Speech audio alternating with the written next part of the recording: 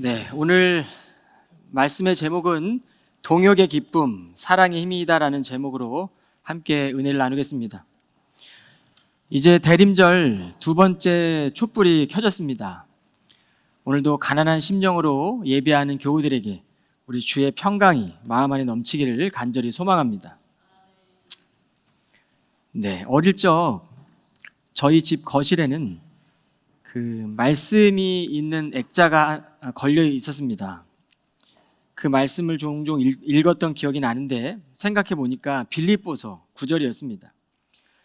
주 안에서 항상 기뻐하라. 내가 다시 말하노니 기뻐하라. 너희 관용을 모든 사람에게 알게 하라. 주께서 가까우시니라.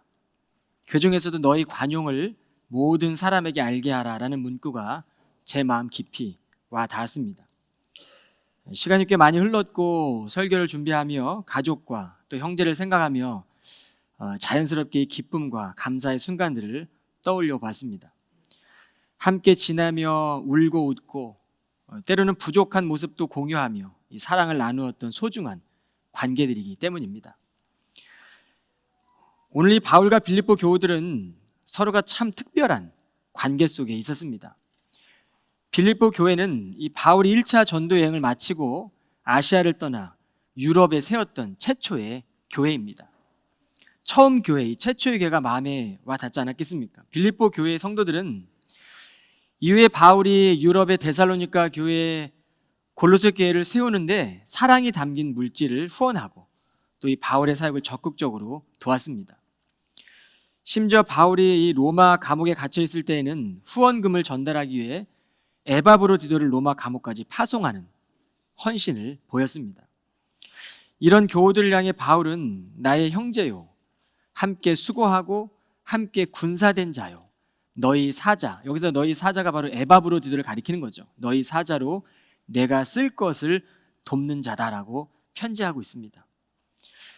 여러분이 그리스도 안에서의 기쁨이 서로에게 힘이 되어 주었던 것입니다. 오늘 말씀 속에서 첫째는 동역의 기쁨이 무엇인지 좀 같이 살펴보려고 합니다. 바울의 선교 사역에 보면 이 빌립보 교우들은 바울에게 동역자가 되어 주었습니다.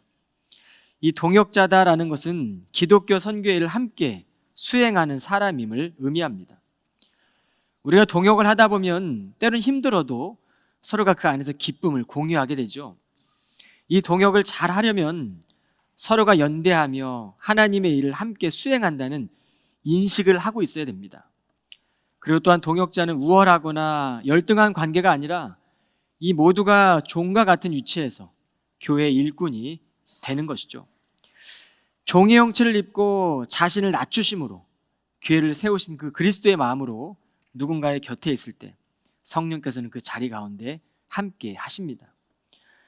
사도행전에 따르면 바울은 이 소아시아에서 복음을 증거하고 있었는데 환상 중에 마게도냐로부터 건너와서 우리를 도우라는 요청을 받게 돼요. 그리고 사도 바울은 그 환상에 따라 마게도냐로 건너가게 됩니다.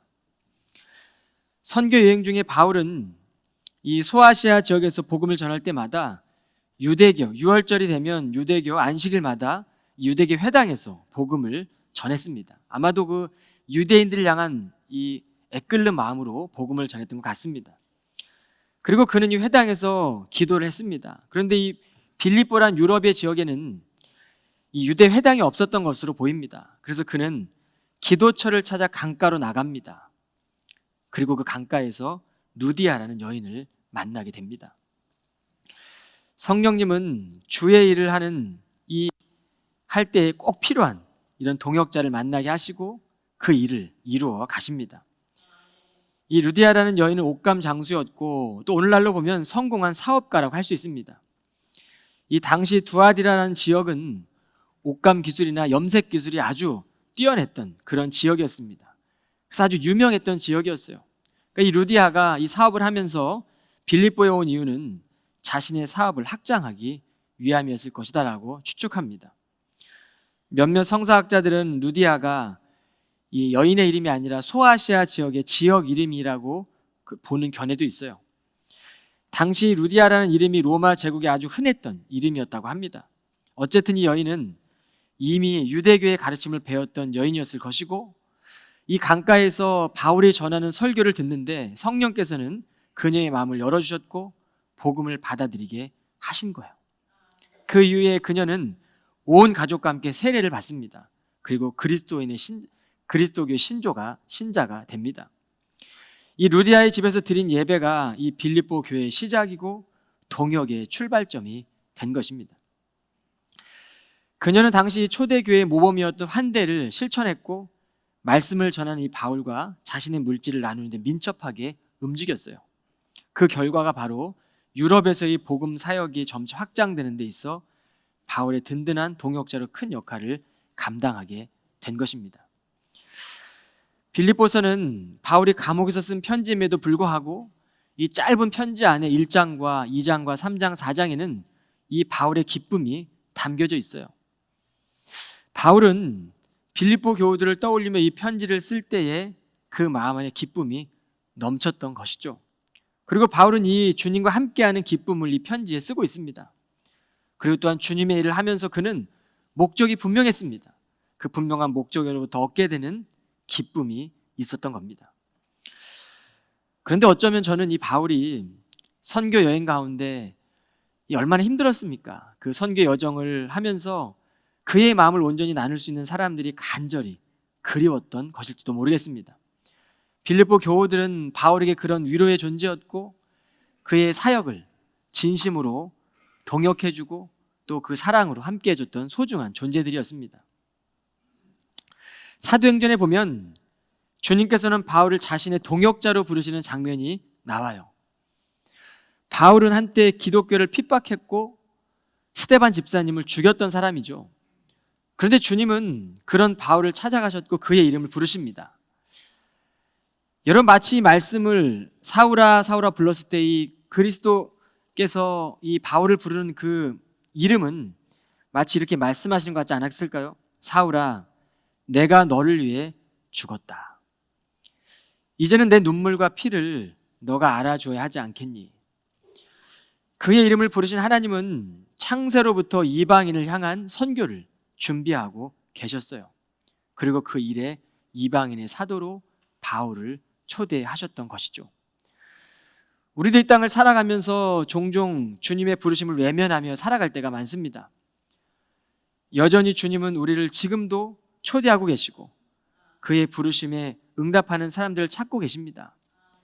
여러분, 우리는 다 하나님의 나라의 유산을 상속받은 자들임을 기억하시길 바랍니다. 마태복음 25장의 말씀을 보면 그들은 복받은 자들이었음에도 불구하고 예수님을 알아보는 눈이 없었어요.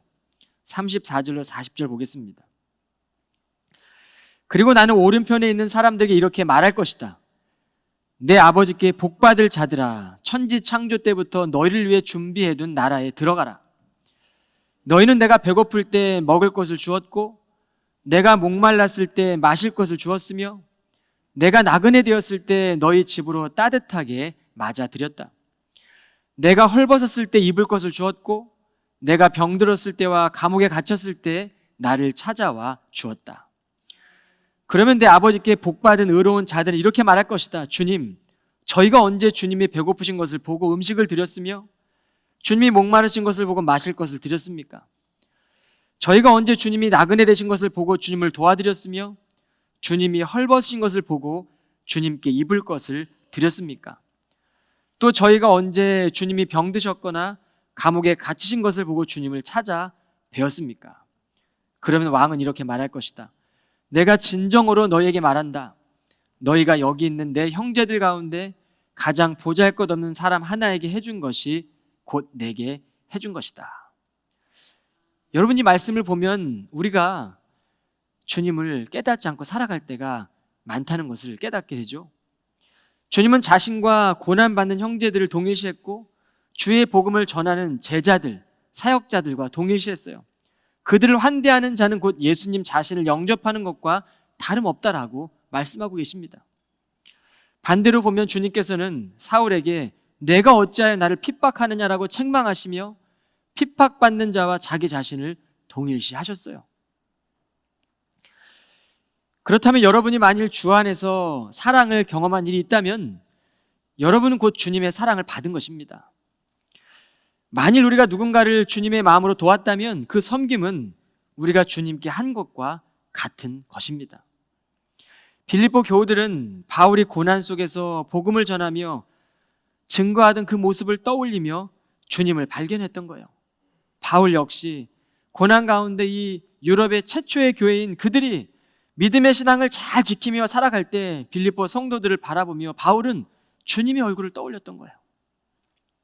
이 믿음의 눈이 열렸기 때문에 주 안에서 진정한 동역이 가능했던 것입니다. 둘째는 사랑의 힘입니다. 여러분, 누군가로부터 넘치는 사랑을 받으면 그 사랑은 우리의 삶에 깊은 영향을 줍니다.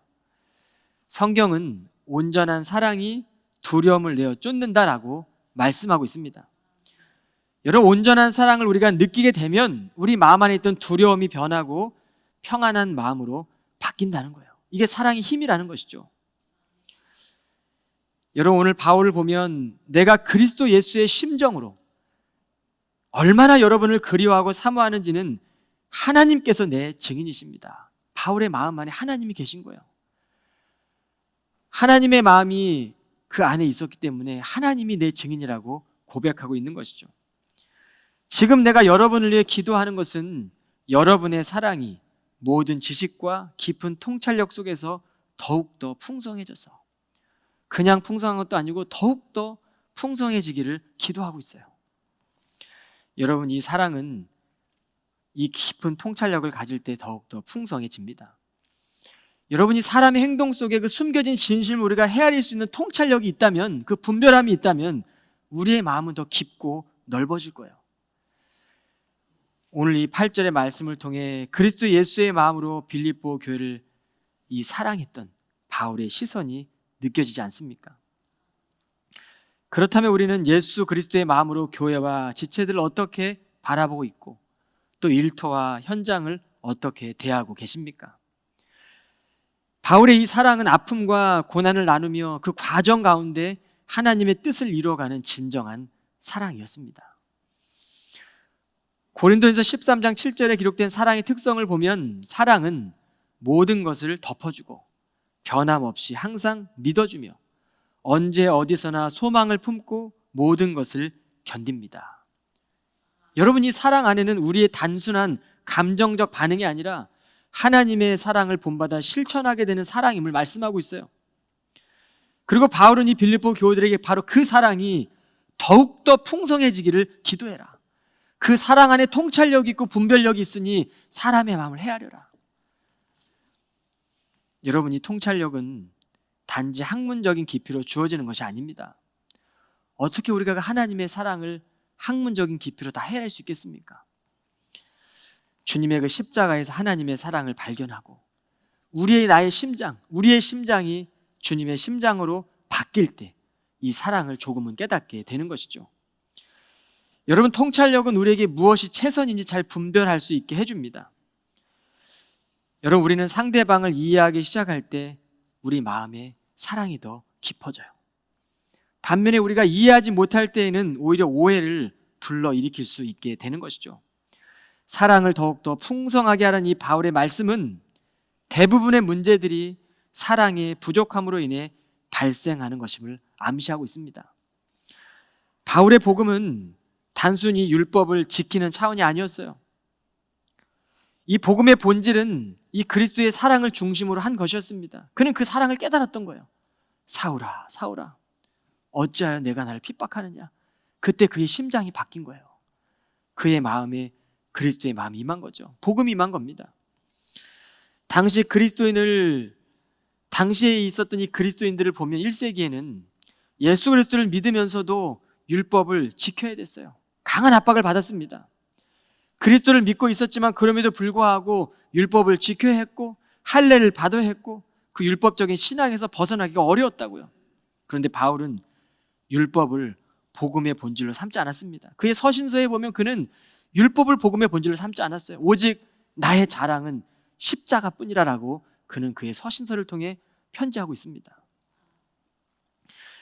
A.W. 토저 목사님은 가시라는 그의 책에서 이런 이야기를 합니다. 많은 사람들은 기독교가 이것을 하지 말라, 저것을 하지 말라고 그 많은 종교라고 믿는다. 언젠가 어떤 사람이 스펄전 목사를 찾아와 나는 술을 마시지 않습니다. 담배도 피우지 않습니다. 나는 욕을 하지도 않습니다. 극장에 가지도 않습니다라고 말했답니다. 그러자 스펄전 목사님은 나는 형제님이 하는 사람이 되면 좋겠습니다라고 말했다고 합니다. 기독교는 단순히 하지 말아야 할 것을 금지하는 것에 머무르는 것이 아니라 이 사랑이라는 계명을 적극적인 가치로 행하며 한 걸음 더 나아가는 삶을 우리에게 요구하고 있는 거예요. 주님은 우리가 하나님의 사랑을 지식으로 아는 것을 넘어서 우리의 삶에서 더욱더 그 사랑을 친밀하게 경험하고 전하기를 원하십니다. 우리는 예수 그리스도를 통한 그 구속과 사랑으로 새로운 정체성을 다 부여받았습니다. 그 하나님의 사랑을 전하도록 부름받은 사람들이 바로 그리스도인이에요. 그리스도와 연합하기 전에 우리의 이름은 죄인이었어요. 근데 우리가 그리스도와 연합함으로써 우리는 새로운 정체성을 가졌는데 그것이 바로 그리스도인으로 살아가는 것입니다. 예수를 따르던 사람들을 최초로 그리스도인이라 부르기 시작한 것이 바로 사도행전 1장에 나옵니다. 11장 26절이에요. 거기서 바나바는 사울을 만나, 바울을 만나 그를 데리고 함께 안디옥으로 돌아왔다. 두 사람은 1년 내내 그곳 안디옥 교회에 머물면서 많은 사람들을 가르쳤다. 그리고 이곳 안디옥에서 사람들은 처음으로 예수를 따르는 제자들을 그리스도인이라고 부르기 시작했다. 여러분, 1년 동안 교회에 머물며 사람들을 가르친 바나바를 성경은 어떻게 설명하고 있느냐? 24절 말씀을 보여주십시오. 바나바는 착한 사람이요 또한 성령과 믿음이 충만한 사람이었으므로 많은 이들이 바나바를 통해 주님께로 나오게 되었다. 여러분, 바나바는 착한 사람이었어요. 그리고 그는 성령과 믿음이 충만한 사람이었습니다. 근데 그 많은 이들이 바나바를 통해 주님께로 나오게 되었고 그를 그리스도인이라 부르게 되었다는 거예요. 여러분이 바나바는 복음을 몰랐던 새가족들에게 그들 안에 이미 역사하시는 선한 일을 이미 행하시고 있는 그 주님의 역사를 보았고 이 하나님의 은혜를 가지고 그들을 격려했을 거예요. 그리고 거기서 멈추지 않고 그 믿음 안에서 그들을 굳게 서도록 이끌어 주었던 것이죠. 그리고 그렇게 그는 친절하게 대한 거예요. 저는 이 설교를 준비하는데 성령의 열매 가운데 이 친절의 열매가 더 눈에 띄게 들어왔어요. 갈라디아서 5장 22절 보여주십시오. 그러나 성령의 인도에 따른 삶의 열매는 사랑과 기쁨과 평강과 인내와 친절과 선함과 신실함과 온유와 절제입니다. 이런 것들을 막을 율법은 없습니다. 여러분이 성령의 열매로 맺혀지는 친절함이 사람을 세우고 사람을 살리는 강력한 도구입니다. 바나바는 이 친절함으로 사람을 세워주고 성령의 충만함으로 믿음을 기다려주고 그들과 함께했던 그 믿음의 과정 속에서 안디옥에 있던 많은 사람들로부터 처음으로 그리스도인이라 불려졌던 거예요. 가슴으로 듣는 하나님의 음성, 심장이 뛴다라는 책이 있습니다. 이 책의 저자는 정수영이라는 심장 전문의입니다. 그는 세계의 누가 선교의 대표고 코스타나 또 미국의 이 자마라는 이 청년 수련회 이 복음을 전하는 분으로 쓰임받고 있는 의사이며 사역자입니다. 선교사죠. 저는 이 코스타에서 이분을 처음 만났고 그분의 책을 받았습니다. 그의 고백의 글을 보니까 병원에서 의사라는 직분을 가지고 직장 동료들을 섬기는 일은 참 쉽지 않습니다. 어디까지 참아야 하고 어디까지 양보해야 하는지 헷갈릴 때 직장 내에서만큼은 주님의 제자가 되는 일을 포기하고 싶었습니다. 한 번 함께 일하는 4명의 외과 조수 중에 유일하게 교회를 다니지 않는 사람이 있었는데 그 사람의 성격이 좋지 않아서 간호사나 직원들로부터 불평이 끊이지 않았다고 기록하고 있어요. 어느 날 그가 당직을 서던 날이었는데 그가 자신에게 찾아와 친절하게 대하려고 애썼음에도 불구하고 오히려 자신 때문에 힘들었다고 따지며 지난 일을 하나하나 들춰내며 조목조목 따졌다고 합니다. 급기야 이 정수영이라는 의사는 지금 당신에게 내가 월급을 주고 있는 사람이고 내가 원하면 너를 여기서 쫓아낼 수 있다는 말을 했대요.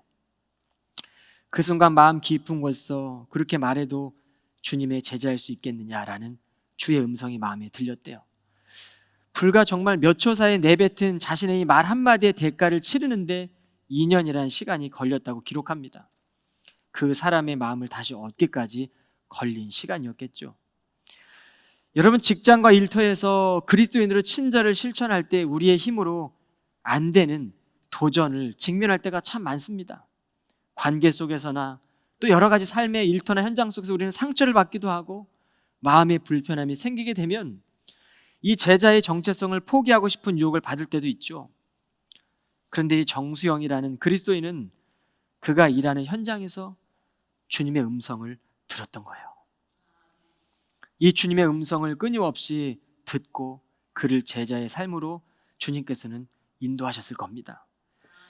주님은 그의 행동을 결정짓는 기준이 되었고 상대방이 친절을 받을 만한 자격이 있는 것이 아니라 주님이 주시는 그 사명감으로 자신의 자리에서 사랑의 수고를 다했던 것이죠. 그렇게 2년이라는 시간이 흐른 뒤에 함께 일하던 그 사람이 그를 그리스도인이라 여긴 것입니다. 여러분, 그가 그리스도의 형상을 보는데 걸린 시간이었을 거예요. 정수영이라는 그 사람에게 그 안에 있던 그리스도의 형상을 보는데 걸린 시간이 2년이 있던 거예요.